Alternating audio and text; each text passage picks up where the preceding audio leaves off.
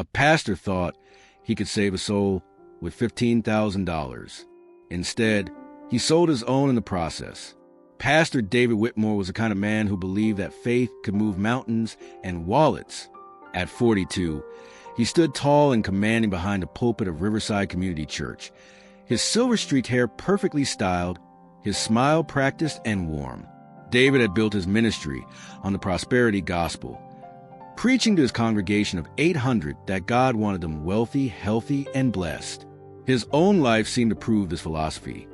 He drove a luxury sedan, lived in a sprawling house in suburbs, and wore $1,000 suits that gleamed under the church's expensive lighting system. But beneath the polished exterior, David harbored a secret ambition that gnawed at him daily. He desperately wanted national recognition, a television ministry, book deals, and speaking engagements that would make him a household name. He'd watched other pastors rise to fame through dramatic conversion stories, and he hungered for his own miracle testimony that would catapult him to stardom. On the opposite side of the law stood Marcus Ghost Rodriguez, a 28-year-old drug dealer whose reputation preceded him through every street corner in the city's east side. Lean and wiry with intricate tattoos cover his arms and neck, Marcus moved through the shadows of the neighborhood like smoke, appearing and disappearing at will, hence his street name. His dark eyes held the kind of wariness that came from a lifetime of watching his back, and his quick wit kept him alive in a business where trust was a luxury few could afford. Marcus wasn't your typical dealer. He was smart, articulate, and had actually graduated from community college before circumstances pulled him into the streets. He dealt primarily in high-end drugs to wealthy clients, keeping himself insulated from the violence that plagued the lower levels of the trade. But Marcus had one weakness that had already cost him dearly: gambling. He owed serious money to some very dangerous people, and time was running out. The collision of their worlds happened on a rainy Tuesday morning, when David was driving through the east side, supposedly on his way to visit a sick parishioner. In truth, he'd been cruising these streets for weeks, looking for the perfect conversion story. Someone dramatic enough to capture media attention, but not so dangerous that it would scare away a suburban congregation. When he saw the police cars and the crowd gathered around a young Hispanic man in handcuffs, David's pulse quickened. This was exactly what he'd been searching for. He approached one of the officers and learned that Marcus Rodriguez had been arrested on drug charges, his bail set at $15,000. That evening, David called an emergency meeting with his board of trustees. "Brothers and sisters," he announced, his eyes shining with what he truly believed was divine inspiration, "God has placed a mission on my heart. There's a young man, a drug dealer, sitting in jail right now. His soul is crying out for salvation, and I believe the Lord wants us to post his bail." The board members exchanged uncomfortable glances. Mrs. Henderson, the church treasurer, spoke first. "Pastor, that's a lot of money for someone we don't even know. What if he runs?" David leaned forward, his voice dropping to the persuasive tone that had built his ministry. "Faith requires risk, sister. Jesus himself dined with tax collectors and sinners. This could be our testimony, our miracle. Imagine the story. Local pastor saves drug dealer's soul. The media coverage alone would be worth 10 times what we're investing." After 2 hours of debate, prayer, and David's relentless persuasion, the board reluctantly agreed. The next morning, David walked into the county jail with a cashier's check for $15,000, his chest swelling with anticipation of the spiritual victory to come. Marcus's reaction to his unexpected freedom wasn't what David had anticipated. Instead of falling to his knees in grateful prayer, Marcus simply stared at the pastor with calculating eyes. "So what's the catch, preacher man?" Marcus asked as they walked out of the jail together. David smiled his most pastoral smile. "No catch, son. Just a man of God following the Lord's calling to help a lost sheep find his way home." Marcus snorted. "Right. And I'm the Pope.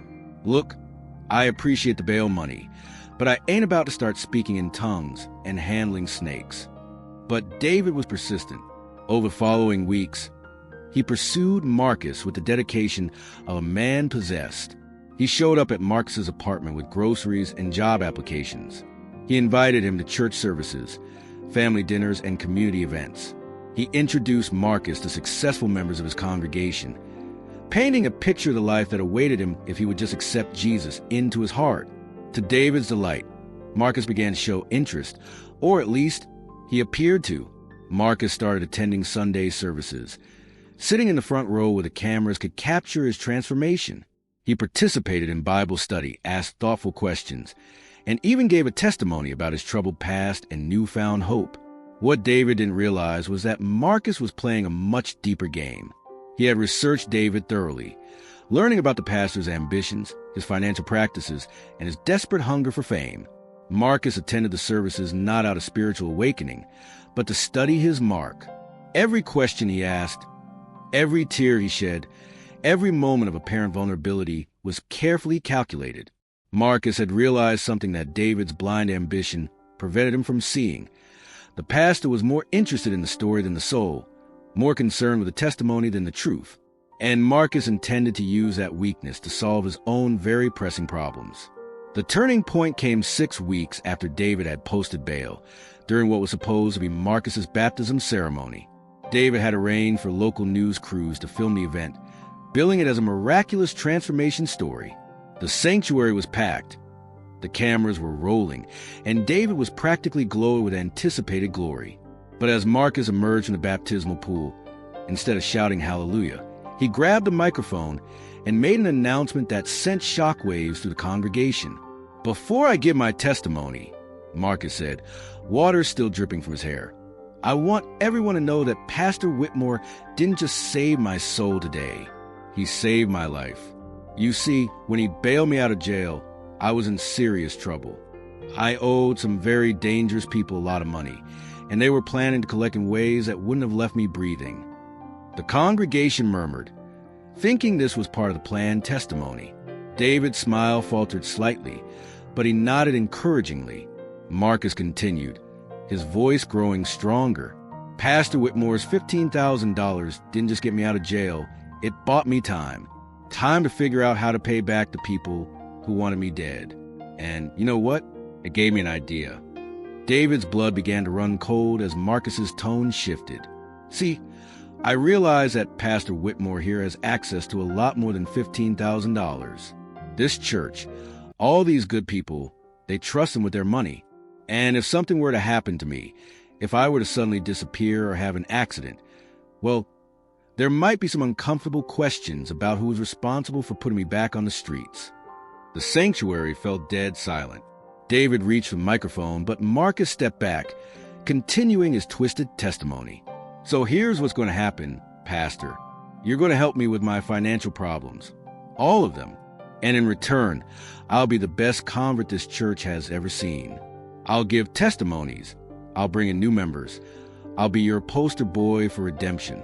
But if you try to cut me loose, if you try to back out of our arrangement, well, let's just say I know some people who would be very interested to learn about a certain pastor who likes to cruise the east side looking for converts."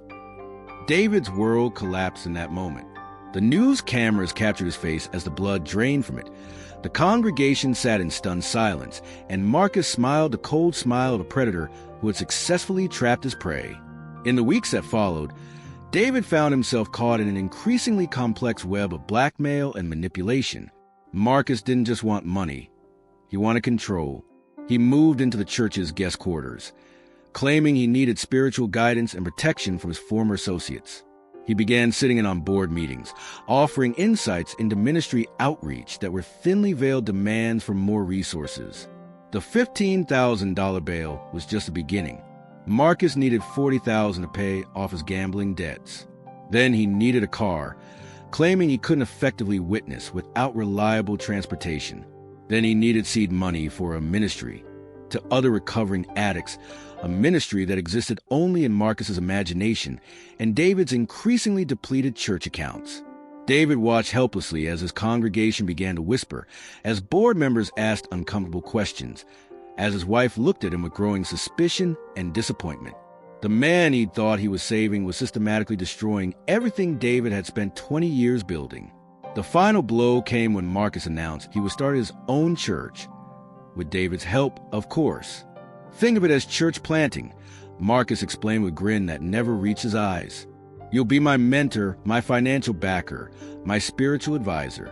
And if anyone asks why you're so invested in my success, well, you can just tell them about how God called you to save a lost soul. 2 years later, the transformation was complete, but not in the way David had ever imagined.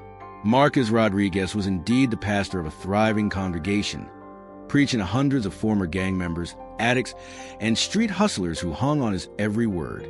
His ministry had gained national attention, with features in Christian magazines and invitations to speak at conferences across the country. But Marcus's success had come at David's expense. Riverside Community Church had closed its doors after a financial scandal involving missing funds and questionable expenditures. David's marriage had crumbled under the weight of his lies and poor decisions. His reputation in the religious community was ruined. His dreams of fame and fortune transformed into a nightmare of disgrace and debt. The ultimate irony was that Marcus had indeed found religion, just not in the way David had planned. Through the process of manipulating and destroying the corrupt pastor, Marcus had discovered something authentic within himself. He realized that his gift for reading people, for understanding their weaknesses and motivations, could be used for more than just exploitation. Marcus's sermons were raw, honest, and powerful precisely because he spoke from experience about the seductive nature of greed, the destructive power of pride, and the way good intentions could be corrupted by selfish ambition. He had become the very thing David had pretended to be, a genuine voice of spiritual authority who could reach the lost and broken. As for David, he now worked at a hardware store in a small town 3 states away, his pastoral credentials revoked, his ministry dreams buried beneath the weight of his own ambition. Sometimes, late at night, he would watch Marcus's televised sermons and wonder if God had been working all along, just not in the way David had expected. Sometimes the person who needs saving isn't the one behind bars, but the one holding the keys. When we try to use others for our own glory, we often discover that the greatest prison is the one we build for ourselves. If you like that story, please subscribe. Thank you, and until next time.